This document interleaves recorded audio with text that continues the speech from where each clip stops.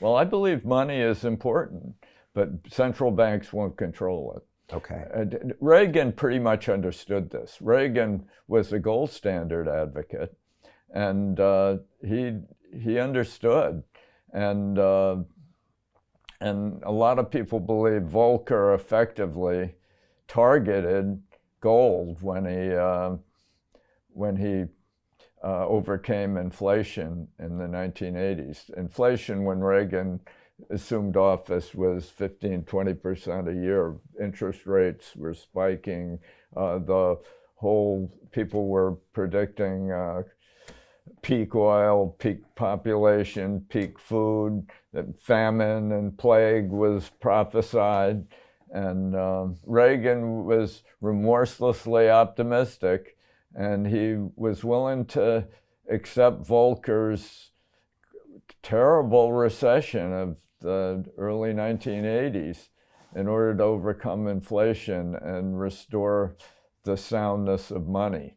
Right. And thanks to your book that he read, right, when he joined. Yeah, he read Wealth and Poverty. You know, when I wrote Wealth and Poverty, I didn't understand money as well as I do today, but I've now written 6 or 7 more books on money and economics, and 15 more books overall. Right. And you know a few things about money. Yeah. And so again, if people want to learn your calls on some of these monies, there's a free report we've recorded and that they can download below, londonroulette.tv/reboot. The things that you talked about in Wealth and Poverty, which Reagan went ahead and implemented, was this concept that lowering taxes and reducing the size of the government would promote the economy. I know that's probably a really simple way of saying that. Well, I actually made a more aggressive statement than that. Everybody believed that. Okay. What I said was lowering tax rates, increase revenue, and allow you to expand the government if you want, if that's the best thing for you to do. You can't expand government by raising tax rates. Raising tax rates just inhibits the private sector and reduces economic growth and progress.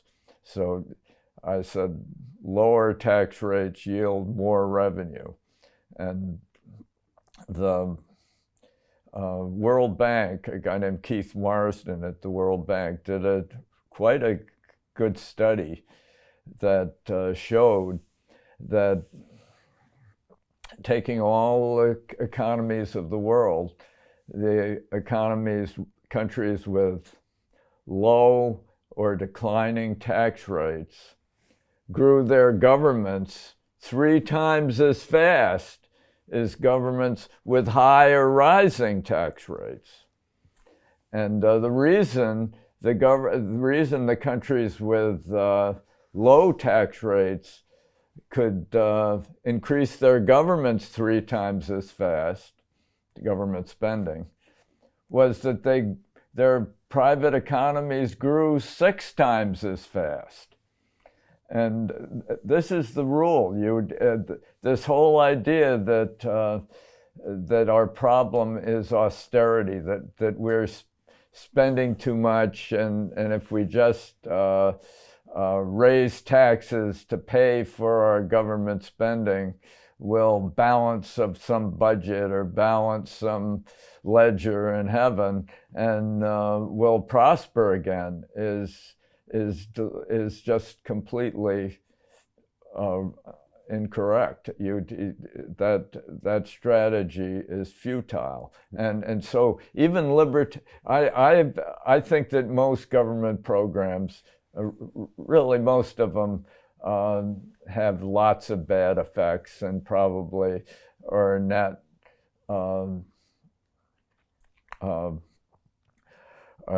inflict net damage to the economy. So I mean, certainly retrenching government is a desirable thing to do, but that's true regardless of what the tax rates are. And what you want, these are 2 separate challenges. There's no relationship between government spending and tax rates. You raise tax rates in order to expand government, and government shrinks because your economy collapses and you're no longer capable of achieving your government program. Why is that so hard for us humans to understand, that raising taxes or being austere is the complete wrong way to stimulate an economy? Why? Is it because we have this mentality that our mom and grandma said you better save? And no, it's because I believe that it's a combination of envy.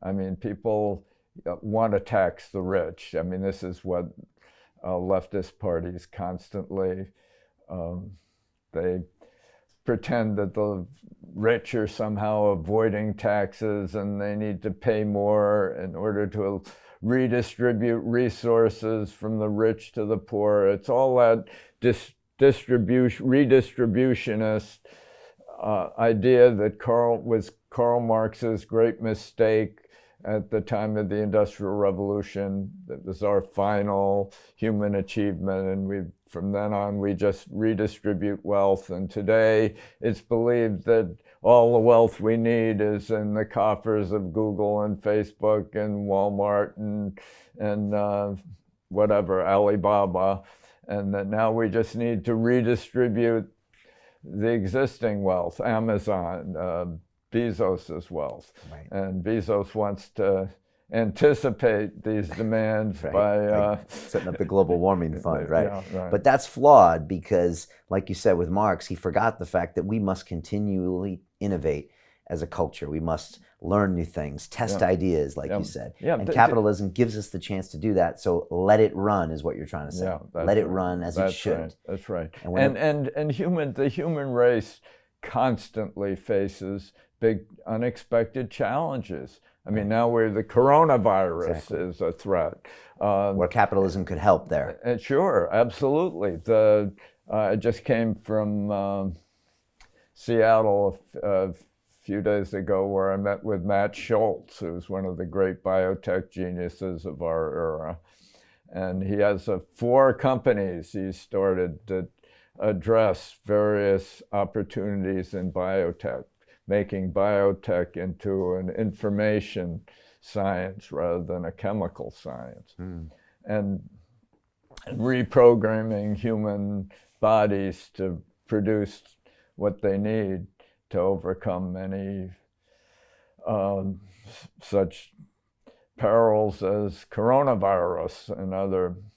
And this is